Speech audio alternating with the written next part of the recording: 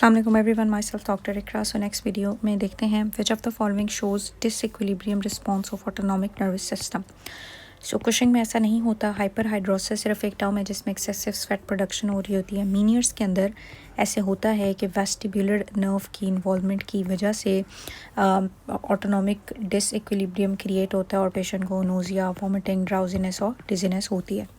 All of the following are associated with Down syndrome except. अब Down syndrome में patient AML, ALL या leukaemia के लिए prone होता है, तो ये तो डाउन में होता है।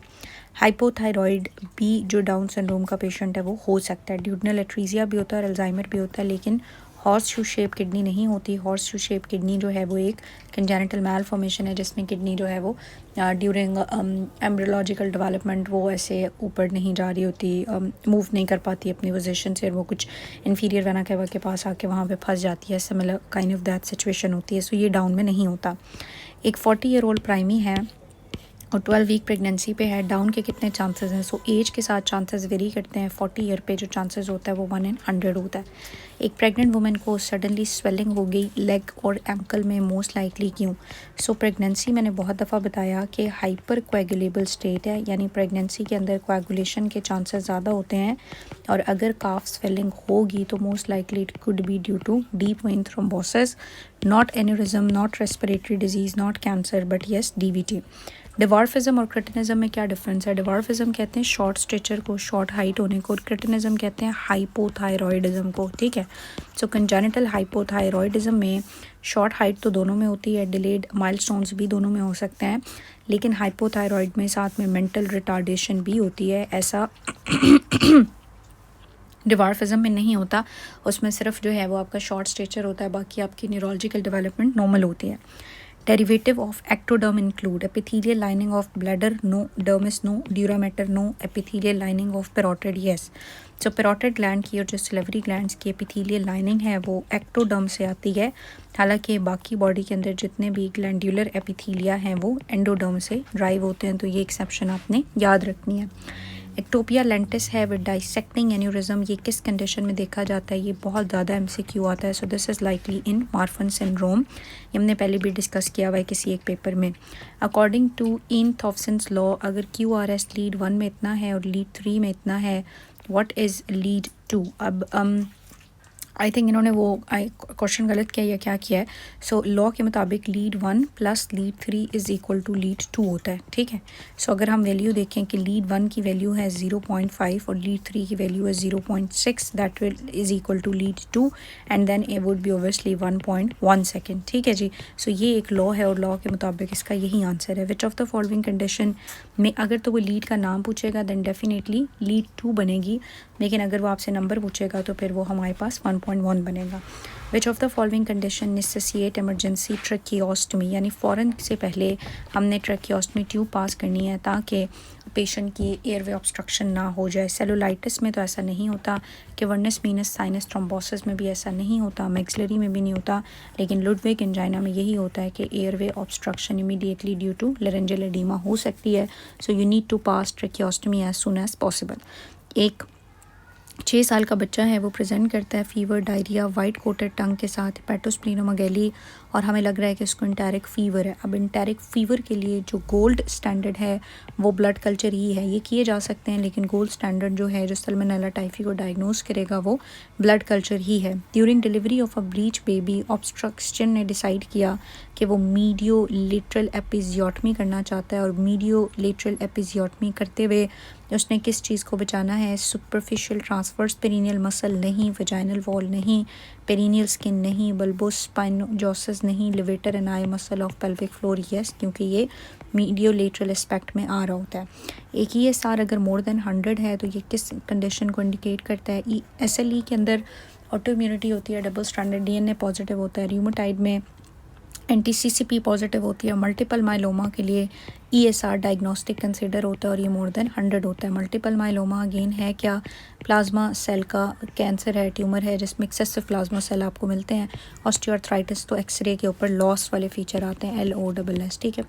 Pain of external haemorrhoid is transmitted. अब एक्सटर्नल हेमोरॉइड जो हैं वो बिलो द जो हमारे पास एक लाइन होती है, इंडेंटेड लाइन और समथिंग लाइक दैट, उससे नीचे की तरफ जो है वो ये होते हैं और इनकी वजह से पेनलेस ब्लीडिंग होती है, और अगर एक्सटर्नल हेमोरॉइड इन्वॉल्व होंगे तो वो ट्रांसमिट होगा थ्रू प्यूडेंटल नर्व। फेशियल नर्व कहाँ से ड्राइव होती है? वो सेकंड फेरेंजियल आर्च से ड्राइव होती है। हमने पहले भी डिस्कस किया हुआ अल्कोहल के यूज़ की वजह से क्या हो सकता है, अल्कोहल के यूज़ की वजह से माइक्रोसेफली, अनएन्सेफली, स्पाइना बाइफिडा, ये मोस्टली होते हैं फॉलेट की डेफिशिएंसी से, क्लेफ्ट पैलेट और प्रीमेच्योर बर्थ। सो प्रीमेच्योर बर्थ या प्रीमेच्योर डिलीवरी जो है वो और स्टिल बर्थ अल्कोहल से होती है। एक बच्चे को फ्लक्चुएटिंग हियरिंग लॉस है, फ्लक्चुएटिंग टिम्पैनिक मेम्ब्रेन है, मोस्ट लाइकली इसकी रीज़न क्या हो सकती है? ऑस्टियोसेक्लेरोसिस क्रॉनिक है, कॉस्टिक न्यूरोमा एक ट्यूमर है जिसमें फेशियल नमनेंस वगैरह जो है वो आपके पास होती है। ओटाइटिस मीडिया भी एक्यूट इन्फेक्शन है, tympanic membrane rupture is a station tube blockage, क्योंकि बच्चों के अंदर जो स्टेशन ट्यूब होती है वो थोड़ी वाइडर होती है और हॉरिजॉन्टल होती है, उस वजह से वो लाइकली प्रोन होती है ब्लॉक होने के लिए। 35 ईयर ओल्ड फीमेल इनफर्टिलिटी के साथ है, ट्यूब्स उसकी ब्लॉक हैं, एंडोमेट्रियम में एपिथेलॉइड सेल्स हैं, हिस्टियोसाइट्स हैं और जॉइंट सेल्स हैं। तो ये एपिथेलॉइड, हिस्टियोसाइड और giant cells they are indicative of TB. Is it gonococcal? नहीं, हर्पिस नहीं, ट्राइकोमोनास नहीं, क्लमीडिया नहीं, tuberculosis infection yes. 18 year old female present करी है 8 वीक्स ऑफ एमेनोरिया के साथ, बीटा HCG नेगेटिव है, इसका मतलब है प्रेगनेंसी या एक्टोपिक प्रेगनेंसी नहीं है, अदरवाइज बीटा HCG पॉजिटिव होता।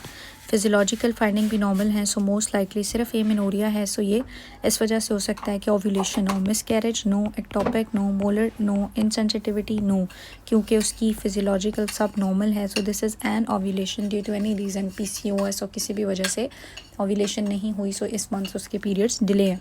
द स्ट्रक्चर जो कि मसल टेंशन को सेंस करता है और मसल टेयरिंग नहीं होने देता under pressure, none other than Golgi apparatus. So Golgi tendon जो ऑर्गन है वो क्या कर रहा होता है कि वो मसल को अंडर कांस्टेंट प्रेशर टेयरिंग से बचाता है।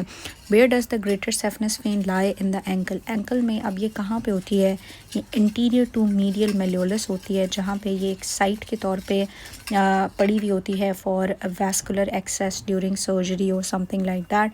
सो it is anterior to the medial malleolus. एक 28 ईयर ओल्ड वुमन, फ्लू के 2 हफ्ते बाद उसको वीकनेस, तो मैंने आपको पहले भी बताया कि अगर कभी भी इन्फेक्शन की हिस्ट्री के बाद एकदम से वीकनेस स्टार्ट हो जाए, वो भी लोअर लिम से वो अपर लिम में आना शुरू हो जाए, यानी कि जिसको हम असेंडिंग पैरालिसिस कहते हैं, साथ में एब्सेंट रिफ्लेक्सेस हैं, so this indicate GBS Guillain Barre syndrome.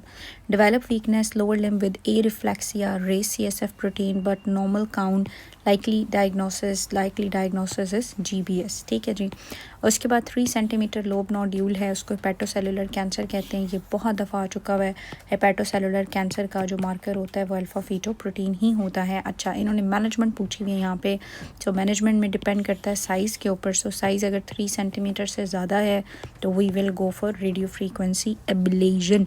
Chemo embolisation तो करते ही नहीं है, लिवर ट्रांसप्लांट इतनी जल्दी नहीं करेंगे, सिर्फ सिलेक्टिव है और सर्जिकल रिजेक्शन से पहले we will try the radio frequency ablation. Which investigation is best for diagnosing paroxysmal nocturnal hemoglobinuria?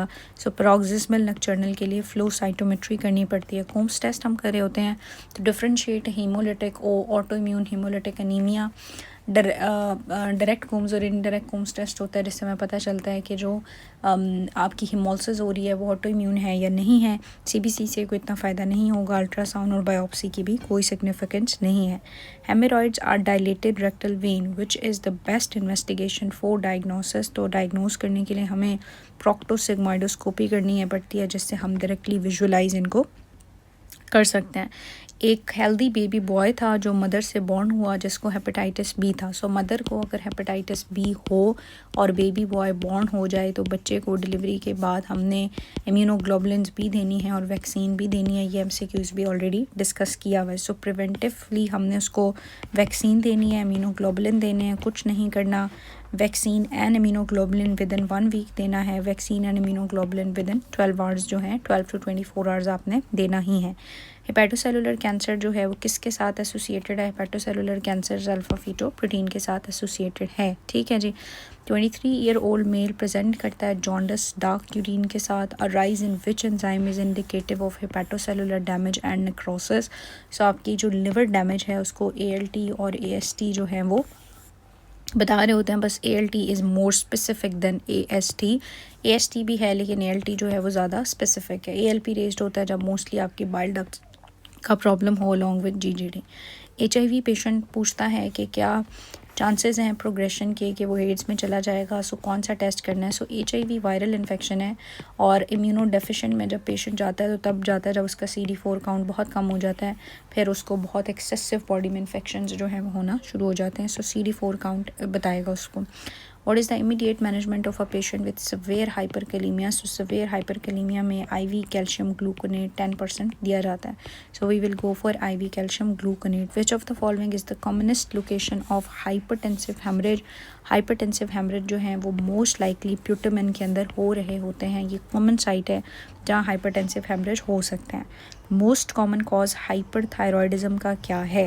Thyroiditis नहीं, Graves disease yes, thyroid adenoma नहीं, कैंसर नहीं। सो ग्रेव्स है और ग्रेव्स आपको पता है ऑटो इम्यून है और ऑटो इम्यूनिटी में इसमें anti-TSH रिसेप्टर एंटीबॉडीज़ बनी हुई होती हैं जो कि बार बार उस रिसेप्टर को एक्टिवेट करती हैं। There would be excessive production of T3 T4। एक बच्चे को हाइपोथायरॉयडिज्म डायग्नोज हो गया। हाइपो में मोस्ट लाइकली फीचर हमारे पास जो प्रेजेंट होगा वो क्या होगा? Anal tag, descended testis, polydactyly, microglossia, yes, prolonged neonatal jaundice. So jaundice most commonly hypo के साथ प्रेजेंट होता है। Ovulation occurs suboptimally in which condition? Suboptimally ovulation कहाँ पे हो रही होती है? सो हाइपोथायरॉयड में ओव्यूलेशन इतनी अच्छी जो है वो नहीं हो रही होती, ठीक है।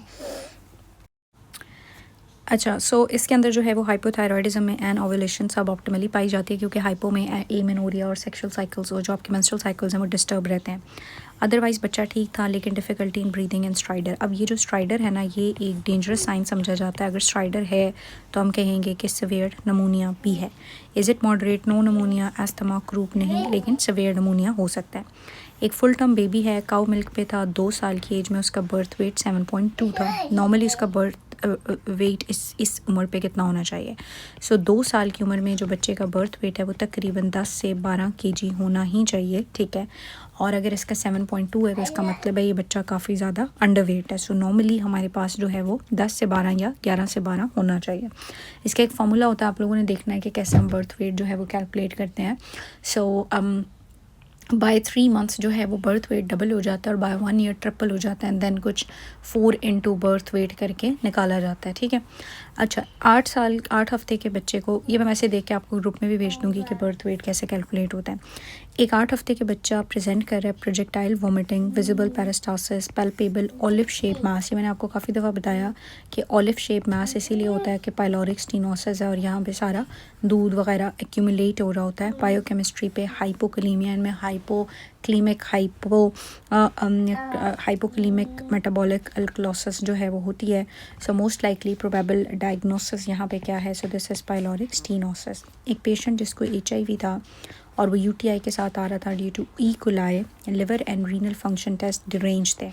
कौन सी ड्रग जो है वो आपने इसके अंदर अवॉइड करनी है? अब रीनल फंक्शंस जो हैं वो डिरेंज हैं, सो ऐसी ड्रग जो कि नेफ्रोटॉक्सिक हो। सो नेफ्रोटॉक्सिक हमारे पास कौन है? अमाइनोग्लाइकोसाइड्स हैं, ठीक है। सो अमाइनोग्लाइकोसाइड जो है हमारे पास एरिथ्रोमाइसिन आती है, दे आर नेफ्रोटॉक्सिक, सो ये हमने अवॉइड करनी होगी। अच्छा, उसके बाद फिर नेक्स्ट आता है which type of MI is indicated by ST elevation in 2-3 AVF। बहुत दफ़ा बताया AVF फुट का मतलब फीट और you can say floor. So inferior हैं, ये इन्फीरियरली प्रेजेंट होते हैं। So this is inferior wall MI। एक पेशेंट जिसको पल्मोनरी TB है वो रिसीव कर रहा है ट्यूबरकुलर ड्रग 2 महीने से। अब ये देखो आपके जो एंटी ट्यूबरकुलर ड्रग्स हैं इनकी साइड इफ़ेक्ट्स जो हैं वो बहुत इंपॉर्टेंट है, ठीक है। मैंने काफ़ी दफ़ा बताया और इसमें हमारे पास RIPE ड्रग्स हैं, rifampicin, आइसोनाइजेट, पायराजाइनामाइड, एथम्ब्यूटॉल। Rifampicin I related problem करती है, आइसोनाइजेट जो है वो हेपेटोटॉक्सिक और न्यूरोपैथी कॉज करती है, पायराजाइनामाइड गाउट करती है और एथम्ब्यूटॉल आई रिलेटेड प्रॉब्लम करती है। तो मोस्ट लाइकली ये जो निडल सेंसेशन है न्यूरोपैथी है, पेरिफेरल न्यूरोपैथी, ये आइसोनाइजेट की वजह से हुई होगी।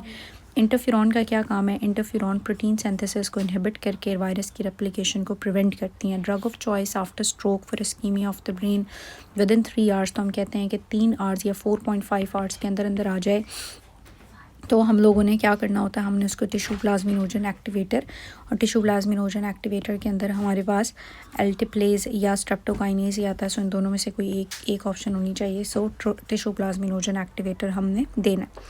कौन सी क्रोमोसोमल एब्नॉर्मेलिटी क्लेफेंटर में प्रेजेंट होती है? सो क्लेफेंटर में हमारे पास 46XXY होता है, 47 होता है, एक्स्ट्रा क्रोमोसोम होता है. So there would be extra autosomal